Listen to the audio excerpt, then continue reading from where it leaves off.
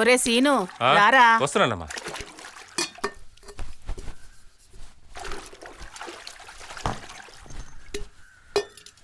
అమ్మా ఏంటమ్మా?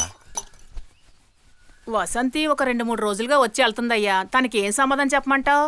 అమ్మా ఎన్నిసార్లు చెప్పాలమ్మా? అది కాదయ్యా, అమ్మాయి చాలా మంచి అమ్మాయి. 2-3 సార్లు గుళ్ళో కూడా చూశాను. లక్షణంగా ఉంది.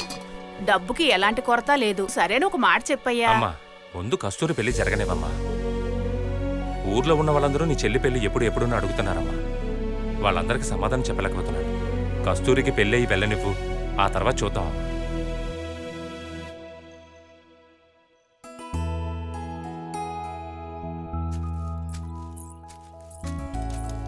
అన్నయ్య, అన్నయ్య, భోజనం తీసుకొచ్చాను, త్వరగా రా. వస్తున్నానమ్మా. అన్నా కూట ఎలా అయింది? మనం కూడా తిందామా? ఇంకో అరగంట అవనే రా, తర్వాత సర్లే. ఇవ్వమ్మా. ఉదయం తినకుండానే వచ్చేసావట? అమ్మ చెప్పింది. ఎందుకు ఇలా చేస్తావు? ముందు నువ్వు పెళ్లి చేసుకో అన్నయ్య. మా వదిన్ని నేను చూడాలి. తన చేత్తో చేసిన వంట తినాలి. తనతో చిన్నగా పోట్లాడాలి. ఇలా చాలా కోరికలున్నాయన్నయ్య. వసంతక్క చెప్పే పిల్లని పెళ్లి చేసుకో అన్నయ్య. తను మన ఇంట్లో అడుగు పెడితే మనం ఇంకా బాగుంటాం. అన్నయ్య ఒప్పుకో అన్నయ్య. నాన్న లేని ఇంట్లో అన్నయ్యనమ్మా నాన్న. నేను మాట్లాడడమైనా ఆలోచించడమైనా అన్నలా కాదు, నాన్నలా ఉంటుంది.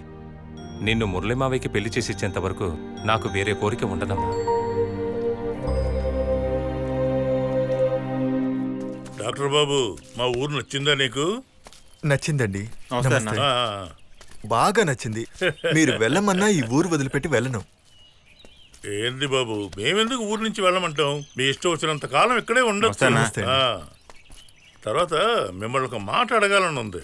అడగండి. అమ్మా నాన్న ఊళ్ళో ఉన్నారా? తర్వాత మీ తోబుట్టువులు ఎంతమంది ఉన్నారు? నాకు అలా ఎవరూ లేరు సార్. నేను పెరిగింది చదివింది అంతా ఆశ్రమంలోనే. డాక్టర్, ఇక నుంచి అలా మాట్లాడకండి.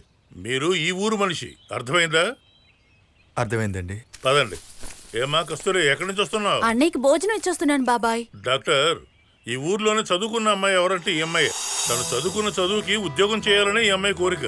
కానీ కస్తూరి వాళ్ళ మావయ్య మురళికి ఇష్టం లేదు. ఎందుకండి? బయటకి పనికి పంపించడం అంటే మురళికి బొత్తిగా నచ్చదు.